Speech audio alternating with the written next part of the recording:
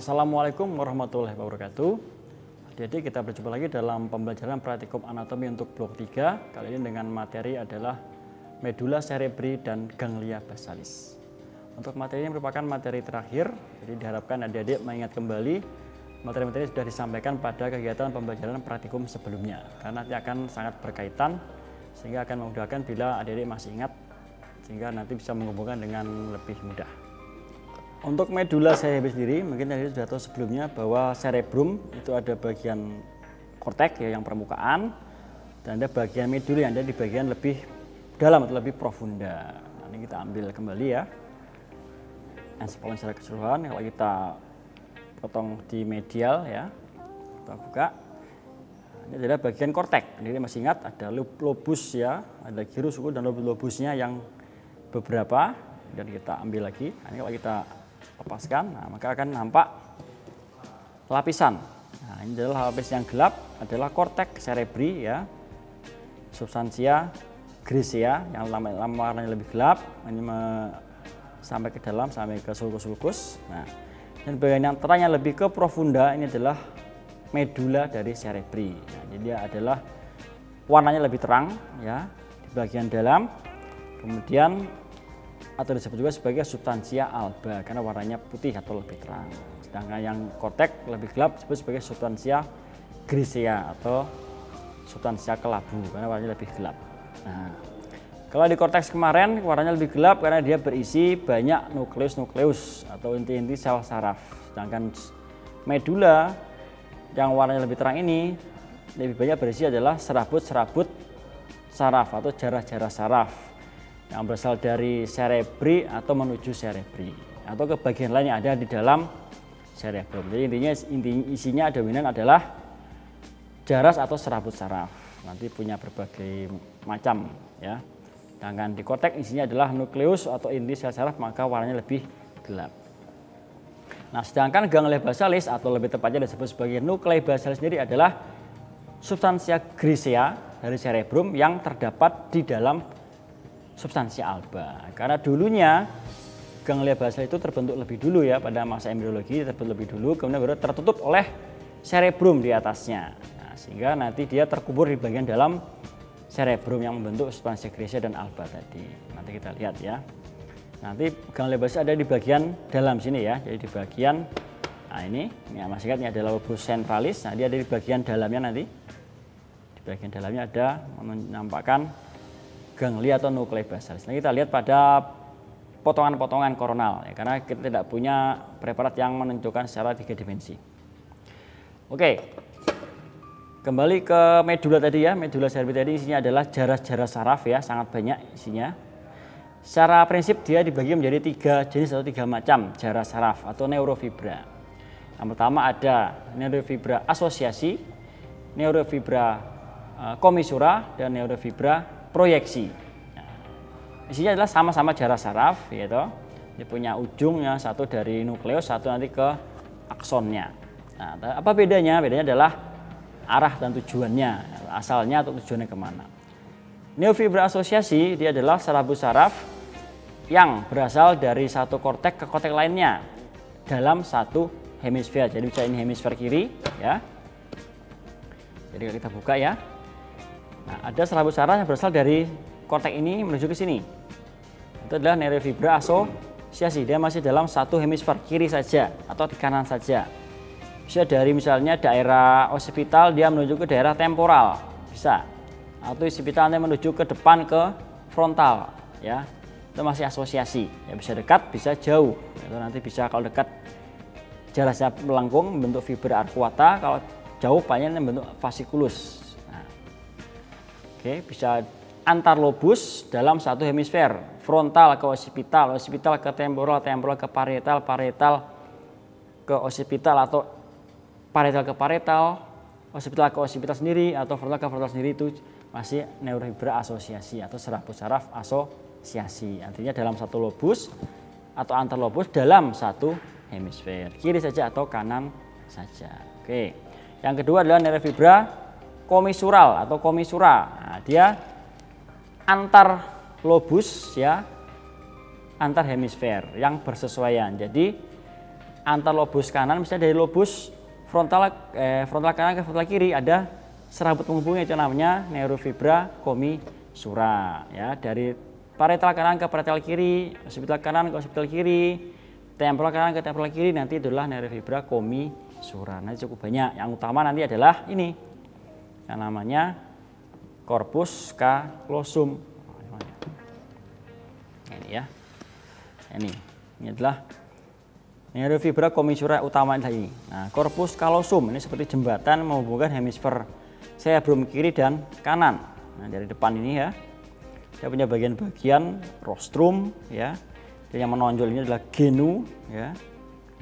Ini adalah trunkus atau korpusnya. Yang belakang yang paling membulatnya adalah spleniumnya. Nah, ini adalah semuanya adalah corpus callosum. Nah, dia menghubungkan atau menjembatani darah saraf antar hemisfer cerebrum kanan dan kiri. Nah, nanti masih ada yang lainnya, yang tambahan-tambahan lainnya yang lebih kecil. Tapi yang utama adalah ini. Nah, ini sebagai jembatan antara cerebrum kanan dan cerebrum kiri. Nah, seperti itu ya. Yang berikutnya adalah neurofibra proyeksi. Nah, neurofibra proyeksi adalah neurofibra yang berasal dari korteks cerebri ya. Kemudian nanti dia berjalan menuju ke struktur di bawahnya. Ya, dari korteks misalnya ke ganglia basalis ya, atau ke talamus, atau nanti menuju ke bawah terus dari korteks sampai ke trunkus cerebri sampai ke medulla spinalis, itu adalah neurofibra proyeksi. Intinya dia dari korteks menuju ke struktur di bawah korteks. Nah, bisa ke dalam medulla cerebri atau ke trunkus cerebri atau ke kaudalnya lagi. Itu neurofibra proyeksi. Oke. Nanti ada beberapa macam ya, ada neurofibra proyeksi yang beberapa pada proses-proses sensorik maupun motorik. Nanti ada jaras-jarasnya ya. Oke, intinya seperti itu. Nah, ini kita tunjukkan bentuknya pada potongan koronal. Jadi otak kita potong seperti ini, namanya potongan koronal atau potongan frontal ya. Kita lihat di sini. Oke, ini menunjukkan adalah gambaran potongan otak secara koronal. Ini adalah potongan otak secara koronal. Kita lihat tadi ada neurofibra ya, neurofibra yang asosiasi tadi dari sini ke sini misalnya. Ya, ini di lobus parietal ya, parietal ke parietal dalam satu hemisfer yang kanan saja. Atau ini temporal ke temporal yang kanan saja. Nah, ini yang neurofibra yang commissura tadi. Ini adalah corpus callosum tadi. Ini seperti jembatan menghubungkan kanan dan kiri, misalnya dari parietal kanan ke parietal kiri darah sarafnya. Nah, atau dari parietal kanan nanti juga bisa ke temporal kiri. Nah, seperti itu. Dia yang commissura tadi menghubungkan korteks kanan dan korteks kiri dalam lobus yang berbeda atau pada hemisfer yang berbeda. Bila yang proyeksi tadi dia dari korteks menuju ke bawah, saya dari sini korteks parietal ke bawah, mungkin ke sini. Misalnya di sini ada struktur talamus, dia ke talamus, itu proyeksi. Dari sini dia ke bawah lagi, nanti ke medulla oblongata di sini misalnya, itu proyeksi. Atau dari sini, nah sama dari kanan atau dari kiri. Intinya dia dari korteks ke struktur yang ada di bawah korteks. Bisa ke sini ya, ke daerah ganglia basalis di sini, atau ke bawahnya lagi. Itu neurofibra proyeksi. Itu semua ada pada medulla cerebri ya, pada bagian yang terang ini tadi. Selanjutnya kita akan melihat ke struktur pada nuklei atau ganglia basalis. Ya, sebenarnya namanya benar adalah nuklei basalis karena dia inti sel saraf yang ada di dalam sistem saraf pusat. Ganglia adalah sebenarnya penyebutan untuk inti sel saraf yang ada di saraf tepi. Tapi karena sudah lazim menggunakan ganglia, maka kita gunakan istilah ganglia basalis. Oke. Ganglia basalis ini bisa dilihat di materi praktikum, di presentasi atau di PowerPoint-nya atau di buku-buku. Anda bisa lihat bentuknya ya secara 3 dimensi, memang dia seperti itu ya, agak membulat, kemudian ada seperti tanduknya itu. Nah, itu adalah bentuk ganglia basalis. Nanti di atas 2 bagian ada nukleus caudatus dan satunya adalah nukleus lentiformis, nanti saling terhubung. Nanti diantaranya akan ada jaras-jaras saraf yang namanya kapsula interna. Oke, nanti kita bisa lihat pada potongan melintang, potongan koronal tadi ya. Nah, kita ambil sini contohnya. Oke, ini adalah potongan pada cerebrum ya, pada bagian sebelah kiri ya, di bagian anteriornya. Ini posterior, ini medial, ini lateral, ini lobus temporalnya, ini parietalnya nanti di sini. Nah, ini bagian medial tadi ya. Nah, kemudian di sini ini adalah bagian atau area terdapat struktur ganglia basalis di sini. Nah, ini dan ini nanti ya. Nah, ini. Nah, ini adalah nukleus lentiformis. Ini adalah nukleus caudatus. Ini karena terpotongnya seperti ini ya, sehingga dia ya penampakannya seperti ini mendatar. Ini kalau bentuk asalnya dia memanjang ke depan. Nah, ini nanti membulat. Ya, ini membulat pernah dipotong ya, dia bentuknya mendatar seperti ini. Ini adalah nukleus lentiformis, ini terdiri atas 3 bagian ya. Ada putamen yang paling lateral, di medialnya ada globus pallidus yang lateral, dalam paling medial ada globus pallidus yang medial. Ini adalah nukleus caudatus tadi. Nanti diantaranya ini, yang terang ini adalah kapsula interna. Nah, ini berarti jaras-jaras atau neurofibra. Nah, di luar sini ada kapsula eksterna.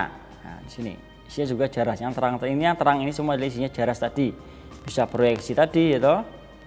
Ini proyeksi lewat kapsula interna atau asosiasi, atau tadi ini tadi komisura tadi. Nah, di medial dari ganglia basalis nanti akan ada struktur talamus di sini. Talamus, dan di tengah nanti ada ruangan ventrikel. Nanti berperan pada aliran LCS nanti yang kita tunjukkan. Di bawah sini ada daerah hipotalamus dan lain-lain yang ada di bagian dasar dari cerebrum. Kita dari bagian posterior, nah hampir sama, hanya memang potongannya akan beda karena beda arah atau beda tempat memotongnya, sehingga akan nampaknya juga akan sedikit berbeda. Tapi secara penampaknya masih sama ya. Ini putamen, globus pallidus lateral, globus pallidus medial, ini kapsula interna. Nukleus caudatus jadi ya, dia akan lebih kecil terpotongnya. Oke, ini pada manekin atau pada model. Kita lihat pada potongan koronal yang asli. Oke, kita lihat di sini ya. Ini, nah sini mungkin agak kabur. Saya ambil ini aja. Ini lebih jelas. Nah, ini lebih jelas ya. Oke, sini ya. Oke. Nah, ini potongan koronal dari cerebrum secara utuh ya, kanan dan kiri. Nah, ini tadi, ini adalah tadi corpus callosum tadi, serabut secara komisura utama. Yang gelap adalah korteks, yang terang lebih terang adalah medulanya. Nah, medula di bagian bawah sini ada bagian gelap. Jadi ini bagian medula yang harusnya terang, ternyata ada bagian gelap tadi yang disebut sebagai nukleus basalis. Nah, ini akan nampak sedikit samar-samar, tapi kelihatan ya, ini agak gelap ini, yang pinggirnya adalah putamennya. Nah, berarti ke medial bisa kita perkirakan adalah globus pallidus yang lateral dan globus pallidus yang medial. Ini yang kanan juga nampak, mungkin lebih jelas yang kanan ya. Nampak putamennya. Ke medial adalah globus pallidus. Dan ini ada ruangan ini, yang lubang ini adalah ruangan ventriculus lateralis, ada kanan, ada kiri. Nah, di tepi nanti ada yang gelap ini. Nah, itu adalah nukleus caudatusnya. Nah, terpotong pas dia ada di samping ventriculus lateralis, ini nukleus caudatusnya. Nah, di bawahnya nanti ada gelap lagi, ini adalah bagian talamus. Nah, itu talamus di situ ya. Talamus adalah bagian dari diencephalon. Ya, mungkin kemarin sudah masuk ke truncus cerebri ya. Nah, ke bawah lagi nanti ada ruangan lagi di sini ya, ada rongga lagi namanya ventriculus tertius di sini. Nah, dan seterusnya ke bawah. Nah, intinya nukleus ganglia basalisnya ada di sini ya. Nah, ini kita temukan dulu ventriculus lateralis ya, lubang ini 2 di tengah, kemudian di atasnya ada corpus callosum, nanti tepi ventriculus lateralis. Kalau ada struktur yang gelap itu adalah nukleus caudatus. Maka kita urutkan ke bawahnya. Nah, ada struktur yang bentuknya seperti potongan segitiga itu ya, dengan bagian tepi yang gelap, maka itu adalah putamennya. Nah, kalau ini putamen berarti ke medial akan ada globus pallidus lateral dan medialnya. Nah, udah ketemu ini nukleus lentiformis, ini nukleus caudatus, di antara yang terang itu akan ketemu struktur kapsula interna. Ya, jadi itu menemukannya ya. Jadi pada potongan koronal nanti kita temukan itu. Acuannya ventriculus lateralis dulu ya, yang lubang ini, kemudian tepinya kalau ada gelap nempel di situ adalah nukleus caudatus. Kita urutkan ke bawah, kalau ada struktur yang seperti segitiga, potongan segitiga dengan tepi yang gelap itu adalah putamen dan globus pallidus di medialnya. Nah, ketemu nukleus lentiformisnya. Nah, keduanya adalah nukleus atau ganglia basalis. Oke, seperti itu ya. Oke, jadi pada potongan koronal begitu. Kita lihat baliknya dari belakang. ya, sama ya, ini agak lebih besar mungkin ya. Nah ini sama ventriculus lateralisnya ya. Nah ini agak yang gelap, dia agak ke tepi, agak menjauh. Nah ini nucleus caudatus ya. Ini ada putamen tadi.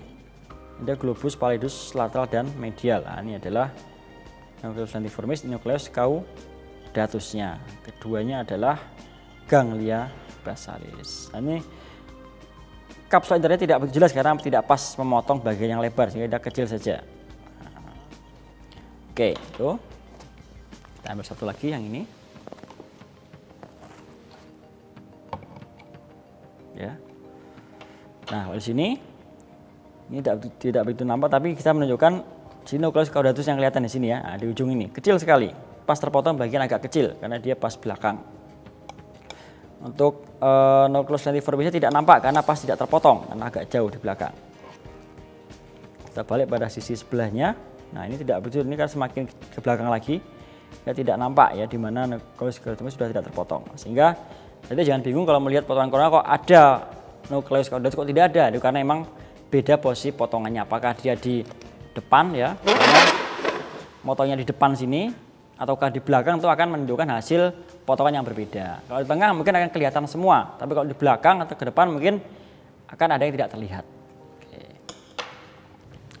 Setelah nucleus basalis kita lanjutkan dengan struktur sistem ventricle. Jadi pada otak ya, cerebrum dan sama medulla spinalis akan ada sistem ventricle yaitu sistem ruangan yang berisi cairan. Cairannya adalah LCS atau liquor cerebrospinal yang punya berbagai fungsi yang berkaitan dengan sistem saraf pusat sendiri. Jadi berfungsi pada nutrisi, proteksi ya, dan ekskresi dari sistem saraf. Nah, ruangan-ruangan tadi akan ada di dalam cerebrum yang utama. Nanti ada 4 ruangan, ya ada 2 ventricle lateralis, dan 1 ventricle tertius dan 1 ventricle quartus. Nanti dilanjutkan ke dalam medulla spinalis menjadi canalis centralis, namanya sudah disebutkan pada pembelajaran tentang cortex cerebri dan medulla spinalis yang lalu. Oke. Jadi kalau gambarnya ya saya tunjukkan di buku ya, di atlas gambarnya seperti ini ya. Gambaran secara 3 dimensi dari sistem ventricle ya. Ini cerebrum ya. Nah, ini yang gelap ini adalah tadi nucleus atau ganglia basalis tadi ya. Ini ada nucleus lentiformis, ini nucleus caudatus. Nanti di sampingnya atau berdekatan dengan itu adalah terdapat sistem ventricle. Ini yang hijau ini. Nah, ini dari depan, dari lobus frontal ke parietal, ke occipital, nanti ke temporal. Nah, yang hijau ini adalah sistem ventricle. Ini adalah ventricle lateralis. Nah, kanan dan kiri, ini yang kiri.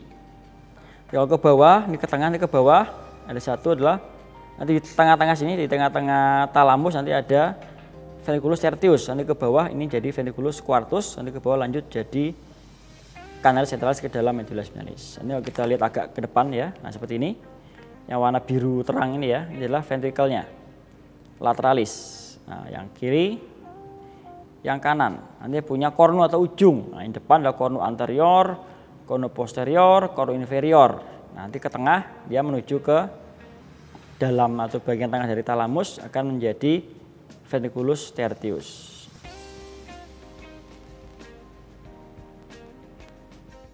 Untuk sistem ventricle tadi sudah kita ketahui ada beberapa ruangan. Oke, kita lihat dulu ventricle lateralis. Ada 2 ya, di cerebrum kanan dan cerebrum kiri. Kita ambil potongan cerebrum ini ya, bagian kanan. Kalau kita angkat dan kita lepaskan, nah kita nampak ada ruangan di sini ya. Ini ruangan yang dilapisi warna biru. Ini menunjukkan ruangan yang berisi LCS. Ini sebenarnya ada rongga di sini.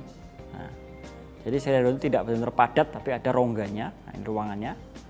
Ruangan di sini adalah ventriculus lateralis yang sebelah kanan pada cerebrum kanan. Nah, ini ada kornu yang posterior nanti di sini. Di antara di depan sini ya. Nah, kemudian dari sini kanan dan kiri akan menuju ke tengah, menuju satu ruangan sama di tengah. Ini adalah ventriculus tertius atau rongga ketiga atau di tengah ada satu. Dia ada di tengah-tengah talamus. Nah, ini ada talamus ya. Ini talamus, dindingnya adalah talamus ya. Jadi dinding lateralnya adalah talamus. Tengok ke bawahnya adalah hipotalamus. Ya. Jadi ada di tengah-tengah itu. Nanti di tengah-tengah ada semacam jembatan penghubung antara talamus kanan dan kiri yang namanya adhesio interthalamica di sini. Nah, ini ruangan ventriculus tertius. Nanti dari sini akan, nah dari ventricle kanan, lateralis kanan dan kiri menuju ke ventriculus tertius ada ruangannya namanya foramen interventricularis Monro, menghubungkan ventriculus lateralis kanan ke tertius dan ventriculus lateralis kiri ke ventriculus tertius. Namanya foramen interventricularis Monro. Jadi lubang saluran kecil menghubungkan ventriculus lateralis ke ventriculus tertius. Nah, dari ventriculus tertius dia akan lanjut ke bawah. Ada saluran lagi, ini yang kecil ini ya, berjalan di dalam mesencephalon ya, masih ingat ini mesencephalon. Di dalamnya dia akan ke bawah ke sini. Nah, ini menuju ke ruangan sini. Di belakangnya pons dan oblongata. Nah, di depannya cerebellum. Ini namanya ventriculus quartus atau rongga keempat. Nah, dari sini salurannya akan menuju ke bawah, ada satu ke bawah ini, masuk ke dalam medulla spinalis menjadi kanalis centralis ya, terus nanti ya bawah. Nanti ada pintu keluarnya ya, satu di tengah ke belakang namanya apertura mediana, kemudian dua ke samping namanya apertura lateralis. Kalau yang mediana disebut juga sebagai foramen Magendie, yang ke lateral disebut juga sebagai foramen Lusca atau apertura mediana dan apertura lateralis. Satu ke belakang di tengah, satu ke lateral di samping kanan kiri. Nah, dari situ nanti kemana? Akan ada aliran LCS ke spatium subarachnoid. Mungkin tadi masih ingat pada materi meninges yang awal ya, ada lapisan meninges, ada dura mater, arachnoidea mater dan pia mater, di mana pada spatium subarachnoid terdapat cairan LCS yang berjalan atau menyelubungi cerebrum ya, otak secara keseluruhan sama medulla spinalis. Oke. Ya, ini potongan pas medial linea mediana yang dipotong di sebelah kanan linea mediana, jadi agak ke kanan dari pertengahan tubuh, potongan sagital namanya. Oke. Kalau di linea mediana seperti tadi masih sama ya, penampakannya adalah tadi ya aliran-aliran LCS tadi di bagian yang warna ungu adalah spatium subarachnoidnya. Ini panah-panah yang menunjukkan arah aliran dari LCS. Nah, ini adalah ventriculus tertius tadi ya, yang di tengah tadi. Ini arah alirannya ke sini, dari sini. Ini ada lubang, nah, lubang ini namanya foramen interventricularis Monro. Ini melubang dari ventriculus tertius menuju ke atau dilewati cairan LCS dari ventriculus lateralis yang kanan. Kita lihat di sisi sebelah kanannya. Nah, ini adalah ventriculus lateralisnya yang sebelah kanan. Nah, ini kelihatan seperti ini ya. Ini cornu anterior ya, cornu posterior, ini cornu inferior. Nah, di sini ini ada panah belok ke bawah menuju ke lubang tadi, ke foramen interventricularis Monro tadi. Nah, ke sana. Di sini ke sana, terus ke tengah, ke medial ketemu di sini keluarnya. Nah, di ventriculus tertius. Kemudian ke bawah melalui aqueductus cerebri atau aqueductus mesencephali ya, ke ventriculus quartus sini. Nah, ini. Nah, mungkin masih ingat ada yang namanya fossa rhomboidea ya, pada bagian belakang dari tronc cerebri itu adalah lantai atau dasar dari ventriculus quartus. Nah, di sini nanti kalau ke bawah berlanjut menjadi kanalis centralis ya. Nanti ada yang keluar ini pintu keluar di sini. Nah, ini ke belakang. Ada dua yang ke samping tadi ya. Yang belakang adalah apertura mediana, yang ke samping adalah apertura lateralis. Nah, ini arahnya menunjukkan arah aliran LCS. Ke sini keluar, dari sini keluar ya. Selain ke bawah, dia akan keluar dari sini, ke belakang dan ke samping. Nah, keluar ke spatium subarachnoid. Ini adalah spatium subarachnoid. Nah, kalau dilihat di sini ya, pada lapisan dari meninges ini, ya nampak ada yang oranye, kemudian ada yang putih. Nah, yang putih ini adalah yang dura maternya. Ini dura mater yang putih ini. Nah, ini ada dua lapisan dura mater ya. Dura mater, bawahnya yang oranye adalah arachnoid. Nah, ini ada ungu, ini adalah berisi LCS. Nah, di dalamnya ungu nanti adalah lapisan pia mater. Sehingga ini adalah lapisan subarachnoid atau spatium subarachnoid. LCS ini berjalan di spatium subarachnoid ya, di sini. Nah, berkeliling ya, menyelubungi seluruh bagian dari encephalon ya, ke atas ya. Sini kata dia menuju medial ya. Ya visura Visura cerebri ya. Visura longitudinalis cerebri ke atas menuju ke medial, nah, menuju ke sini dia.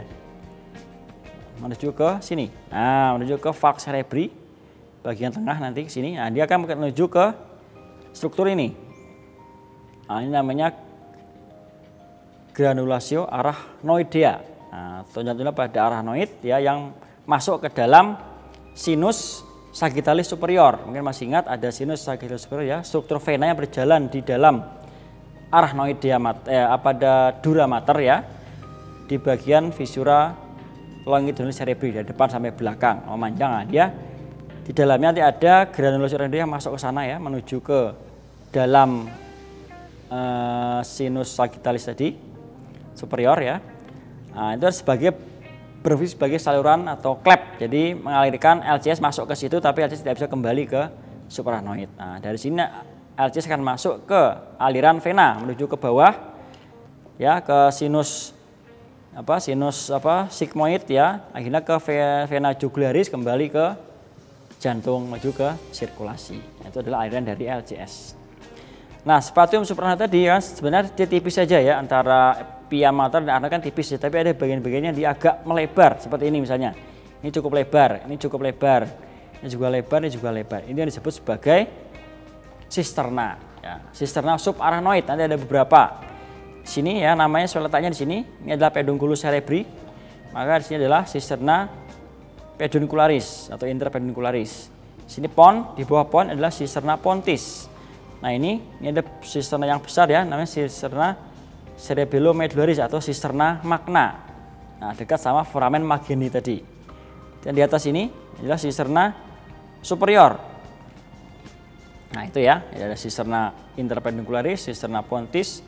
Satu lagi di sini ada sisterna chiasmatic ya, chiasmatis, sisterna magna, sisterna superior. Nanti ada lagi di bawah di segmen lumba ada sisterna lumbalis. Nah, itu juga pelebaran dari spatium subarachnoid. Nah, isinya sama, masih LCS. Oke, itu LCS. Kemudian LCS tadi adalah cairan yang dihasilkan oleh ruangan-ruangan ventrikel. Nah, oleh struktur apa? Oleh struktur plexus choroideus ini. Ini adalah struktur plexus choroideus, jadi anyamar pembuluh darah ya, yang menghasilkan sekret berupa cairan LCS tadi. Nanti di tiap ruangan ventrikel ada plexus choroideus. Di ventriculus tertius ada, di quartus ada, di lateralis juga ada. Oke. Ya. Oke, kita lihat nanti di potongan koronal ini ya. Oke, kalau lihat di sini ya, pada potongan koronal ini saya menunjukkan ventriculus lateralis tadi kanan dan kiri. Nanti saya mau menunjukkan struktur dari plexus choroideusnya. Jadi ini adalah plexus choroideus ya, seperti serabut-serabut ini sebenarnya adalah fasa ya yang ada di dalam ventrikel yang nanti akan menghasilkan LCS. Nah, ini seperti ini. Oke. Kita lihat di sisi sebaliknya ya. Ini kelihatan sini juga masih di ventriculus lateralis, ini nampak struktur seperti ini. Ini adalah plexus choroideus. Nanti itu yang akan menghasilkan LCS tadi. Nah, kemudian tambahan lagi ya di ventriculus lateralis kanan dan kiri nanti ada sekatnya pemisahnya, dinding pembatasnya namanya septum pellucidum, jadi sekat pembatasnya, dan ini tidak terhubung antara kanan dan kiri, tapi ada sekat tipis di antara ventriculus lateralis kanan dan kiri namanya septum pellucidum, sekatnya di tengah. Oke.